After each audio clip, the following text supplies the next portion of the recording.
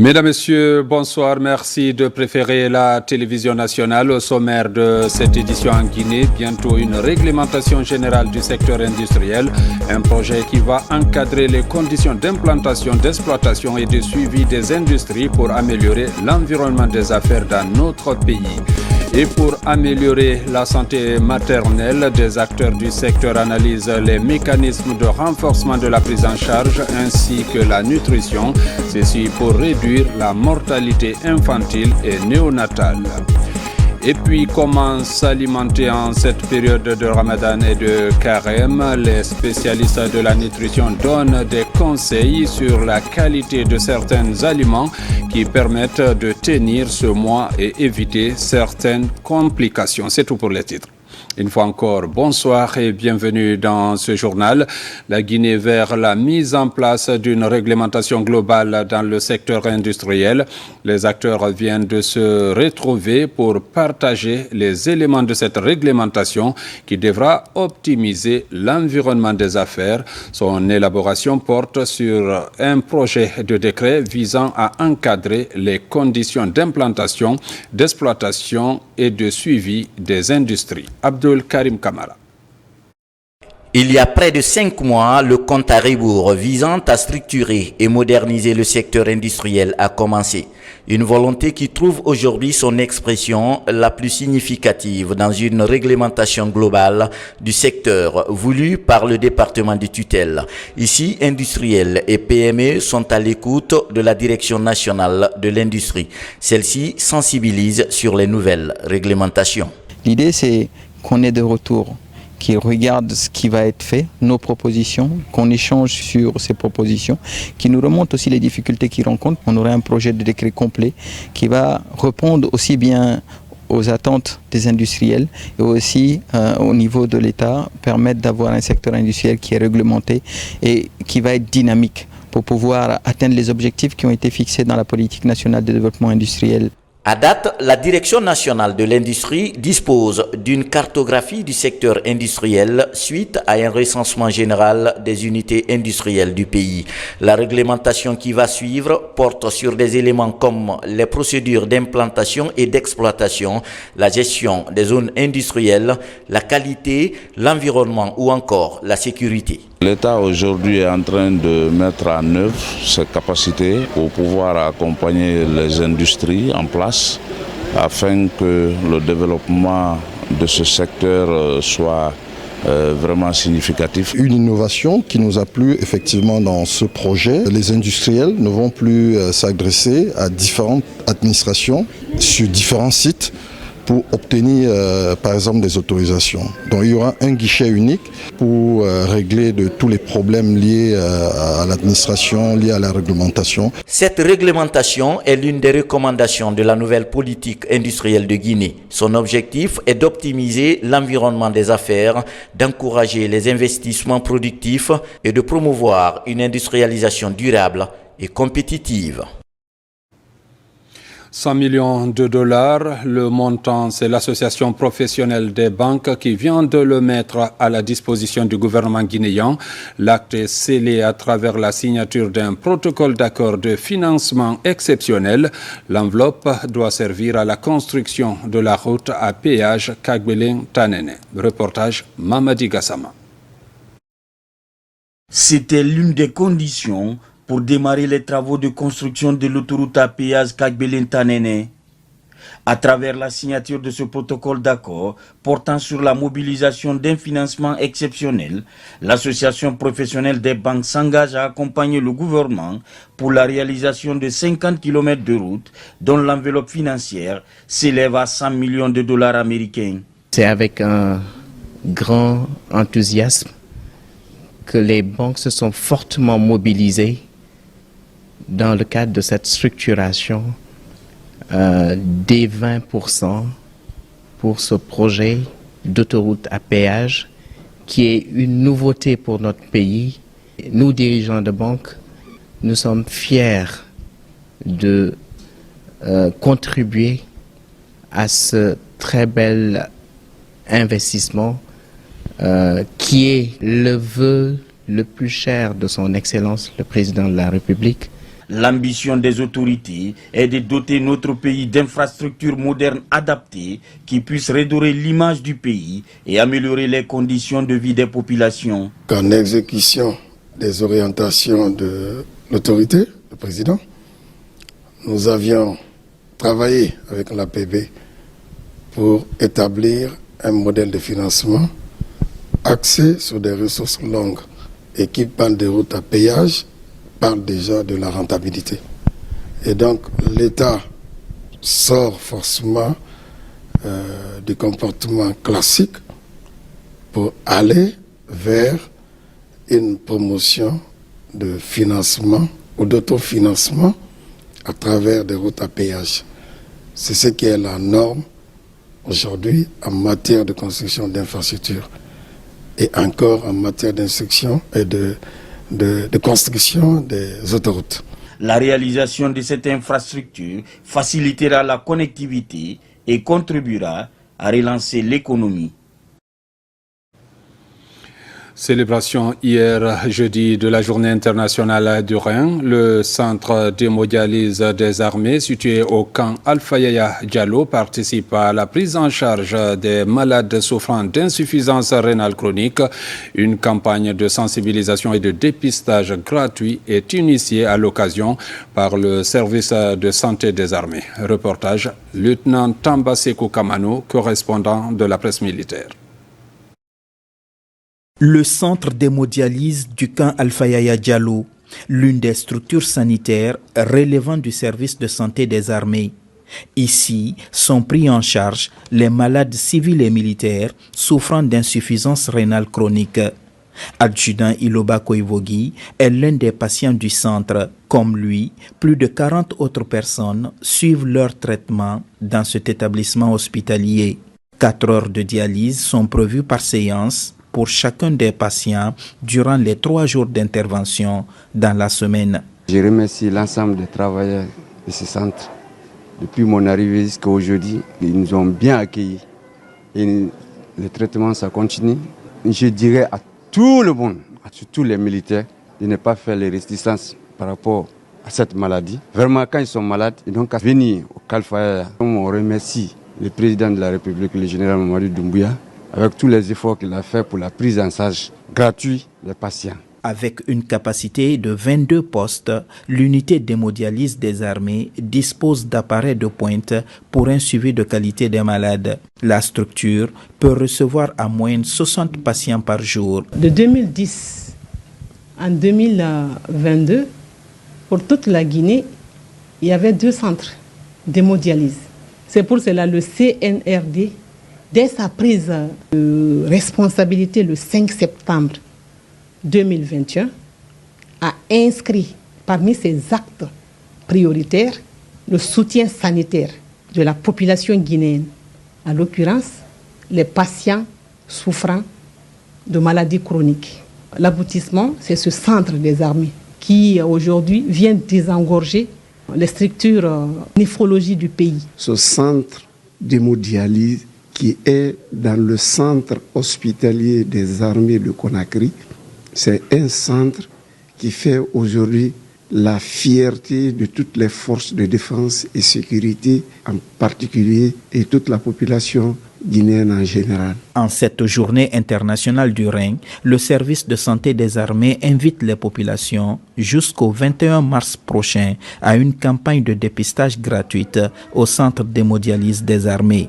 Un renouveau qui fait de la santé des populations guinéennes l'une des priorités du chef suprême des armées, le général d'armée Mamadi Doumbouya.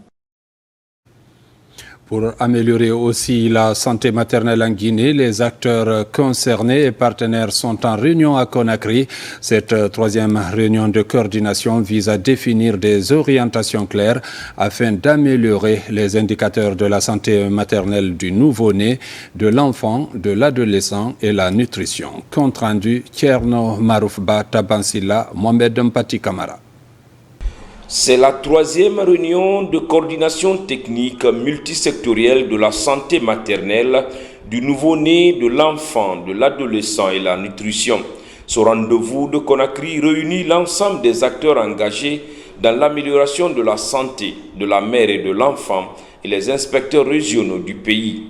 Cette instance de coordination se fixe comme objectif rehausser les indicateurs de la santé maternelle dans tout le pays. Qu'au-delà de passer en revue nos interventions, que c'est aussi un moment de partage de ce qui se fait dans les autres départements, donc de renforcement de la collaboration, aussi bien au sein de nos départements, à l'intérieur même du ministère de la Santé, mais aussi renforcer la collaboration entre les autres départements pour une synergie d'action. À notre retour dans nos régions, nous avons à faire la restitution de toutes les recommandations qui vont découler de cette réunion, mais aussi faire des plans d'action détaillés pour permettre vraiment d'améliorer tous les indicateurs de la SR Mania. La SR Mania est une plateforme d'échange et de partage d'idées. À cette troisième réunion, les acteurs ont élaboré le bilan de cette coordination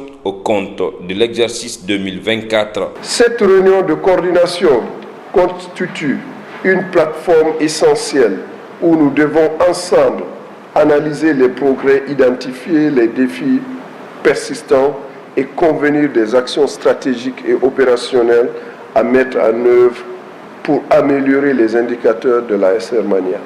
Au sortir de cette réunion de Conakry, des recommandations ont été formulées. Elles vont dans le sens du renforcement de la planification, de l'optimisation des interventions en faveur des populations les plus vulnérables. La Direction générale de l'Office de formation et de perfectionnement professionnel a initié à son tour une séance de formation pour les femmes de l'institution. Les échanges ont porté sur le Kaizen pour aider ces femmes à améliorer leur leadership et leur autonomisation. L'événement s'inscrit dans la commémoration du mois de la femme. Moussa Komara. Kaizen, le concept est nouveau en Guinée. Né au lendemain de la Seconde Guerre mondiale au Japon, il est devenu l'un des outils efficaces pour améliorer de manière durable l'autonomisation des femmes. Dans cette salle, ces femmes de l'Office national de formation et de perfectionnement professionnel se l'approprient pour renforcer leur leadership dans les prises de décision. Une initiative de la direction générale de l'institution. Le défi aujourd'hui, c'est pour que toutes ces femmes de l'ONFPP puissent reconnaître leur place, qu'elles sachent qu'elles sont importantes dans l'atteinte des objectifs et des performances de notre institution et qu'elles puissent contribuer à impacter. Pendant cette rencontre, la philosophie des Kaizen, son origine, sa définition, ses méthodes, son impact dans l'amélioration continue d'une entreprise et les outils seront connus par ces femmes cadres de l'Office. Les outils que nous donnons, c'est par exemple les 5X que nous allons dispenser. L'autre outil aussi que nous allons donner, c'est le do, le check, le plein. Autre outil aussi que nous allons donner, c'est sur le Mura, le Muda et le Muri. Elles sont au total une trentaine de femmes à affûter leurs âmes. Une seule ambition les nourrit, maîtriser l'approche Kaizen pour guider adéquatement leur équipe dans une démarche d'amélioration continue. Je pense qu'au sortir de cette formation, ça aura un impact sur notre poste de travail et aussi nous les femmes, nous nous sentirons aussi autonomes dans certaines prises de décision et nous remercions aussi la direction générale pour cet effort. En lien avec la célébration du 8 mars, cette formation est l'occasion pour la direction générale de l'Office national de formation et de perfectionnement professionnel d'offrir des présents. Célébration de la femme durant tout le mois de mars à Sonfonia à l'occasion d'une cérémonie. Les autorités locales ont rendu hommage à cette couche. Une sensibilisation pour maintenir leur environnement propre a également ponctué la rencontre. Fodé Kamara, Marwan Kamara. Les femmes de la commune de Sonfonia célèbrent le 8 mars en différé. Ces Amazones habillées en textile guinéen célèbrent cette journée mondiale des droits de la femme en leur manière sous le thème Femmes, environnement et développement durable sous l'angle des actions et engagements pour une commune propre et résiliente. Une initiative de la présidente de la délégation spéciale de la commune de Sonfonia qui fait de l'assainissement une priorité. Nous avons profité pour faire un pont avec les réalités de notre commune, qui sont les défis de l'assainissement. Et nous avons réuni toutes les femmes de la commune de Sonfonia aujourd'hui et d'autres femmes qui sont venues des autres communes pour nous soutenir, pour faire cet événement et célébrer la femme au niveau de notre commune, la commune de Sonfonia. Un panel a été animé par les acteurs des questions environnementales pour trouver des solutions contre l'insalubrité dans la capitale. Des acteurs qui évoluent déjà aux côtés de l'État pour rendre les communes propres à l'image de Sonfonia. Nous sommes en partenariat avec des communes de la place, la commune de Sonfonia et la commune de Ratoma, sur la collecte des ordures ménagères. Nous sommes en train de promouvoir des solutions technologiques innovantes liées à l'accessibilité des toilettes pour tous. Aujourd'hui, Inabel Sanit, à travers plusieurs actions, accompagne l'État guinéen au niveau des collectivités, que ce soit tant sur le renforcement de capacité des collectivités locales dans la gestion des déchets solides et encore à la réalisation des infrastructures telles que les ZTT, les zones de transit et de tri de déchets, et même à la mise en place d'infrastructures de transformation de déchets. La ministre de la Pêche et de l'Économie maritime, qui a présidé cette célébration du 8 mars en différé, a apprécié la bravoure des femmes de Sonfonia pour leur accompagnement. Je tenais à féliciter la présidente de la délégation spéciale pour cette initiative. Il faut savoir que le thème rentre en droite ligne de nos préoccupations au niveau de la pêche, d'où ma présence aujourd'hui. Et il faut savoir que les femmes jouent un rôle crucial pour la préservation de notre environnement et donc il est important pour nous de pouvoir les soutenir. Et le thème d'aujourd'hui montre à suffisance à travers les panélistes que le choix a été bien fait parce qu'il touche assez de secteurs. Dans un esprit de communion et de vivre ensemble, cet événement s'est soldé par la désignation des ambassadrices de la propriété des quartiers de Sonfonia qui vont désormais veiller à la propriété de leurs quartiers respectifs.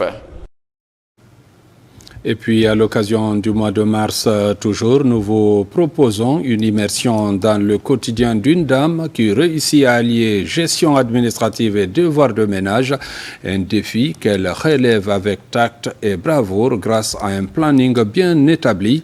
Ousmane Ba et Youssouf Kamara ont passé quelques moments avec Madame Boiro, née Marie Somparé, DG de l'Office national de promotion de l'artisanat. Voici le reportage.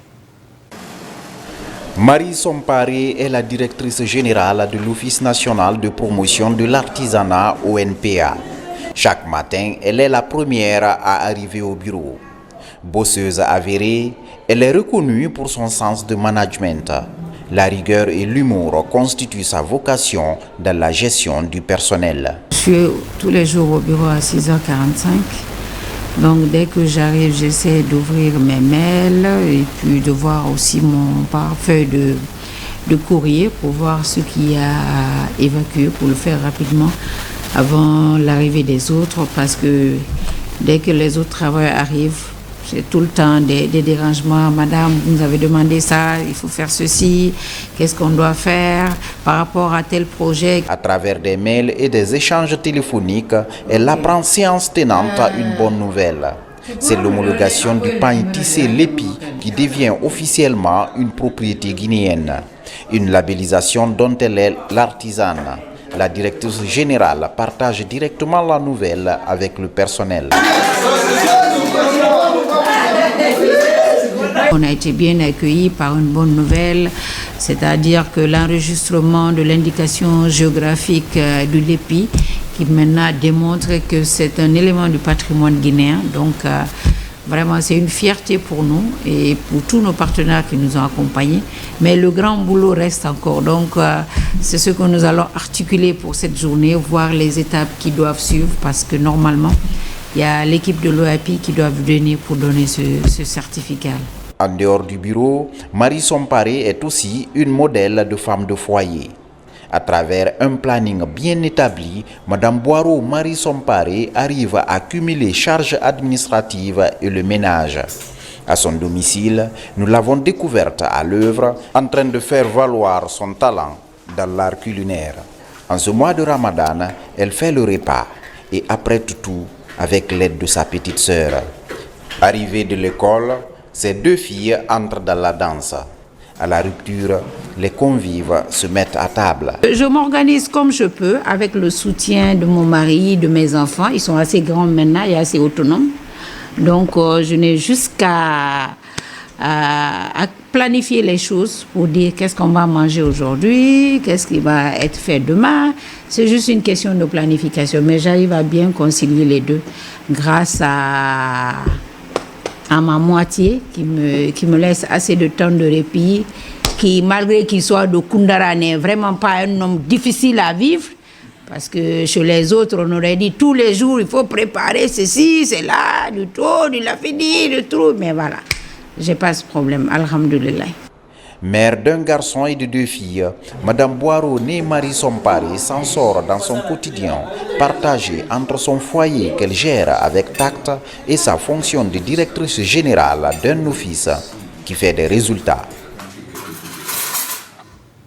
La délégation spéciale de Ratoma accompagne la coopérative des femmes de Kaporo Centre. C'est à l'occasion d'une cérémonie organisée à la mairie dans le cadre du mois de la femme. Avec ces initiatives, l'autorité locale entend soutenir ces femmes pour leur émancipation. Le point avec Moussa Bangoura. Ratoma célèbre à sa façon le mois de la femme. Ici à la mairie, groupement de femmes, femmes entrepreneurs et cadres des services déconcentrés étaient tous mobilisés. Occasion pour l'autorité locale de magnifier la bravoure de la gente féminine.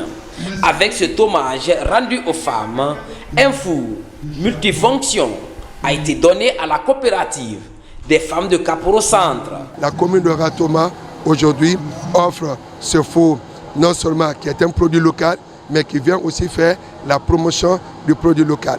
Les produits locaux que nous avons, notamment le poisson, les poulets, qui pourront être séchés à travers ce four, pourront nous permettre de réaliser une très bonne vente communautaire et développer ce qu'on appelle l'économie communautaire. Le but est d'accompagner les femmes porteuses de projets dans les 11 quartiers de la commune de Ratoma. Pour ce groupement, c'est un ouf de soulagement. L'une des premières fois qu'on nous donne ça, les femmes doivent protéger. On est très très très contente. On remercie le central, on remercie la commune.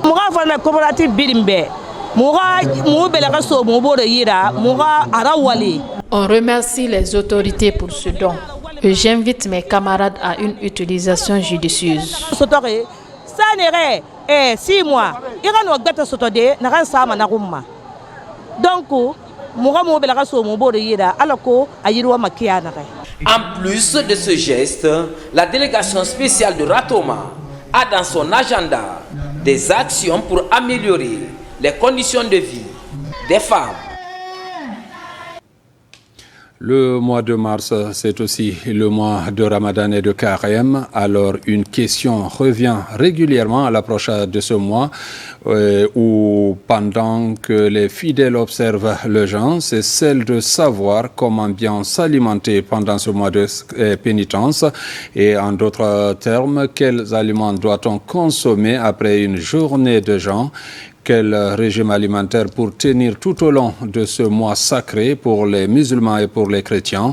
Une de nos équipes est allée à la rencontre des nutritionnistes. Ces explications dans ce reportage de Thierno Maroufba et Ousmane Ouattississé. Mois de Ramadan et de Carême, moment de pénitence pour les fidèles. Pendant ce mois, il est recommandé aux fidèles de s'abstenir de manger avant le lever jusqu'au coucher du soleil. Après des heures de jeûne, à la rupture des aliments nutritifs sont recommandés aux jeûneurs. Ce nutritionniste conseille quelques aliments vitaux pour l'organisme au déjeuner. Quand vous finissez, qu'est-ce qu'il faut immédiatement manger? Immédiatement manger. Alors on ne doit pas manger lourd d'abord. On doit manger d'abord un petit peu sucré ou de l'eau simple. De l'eau simple.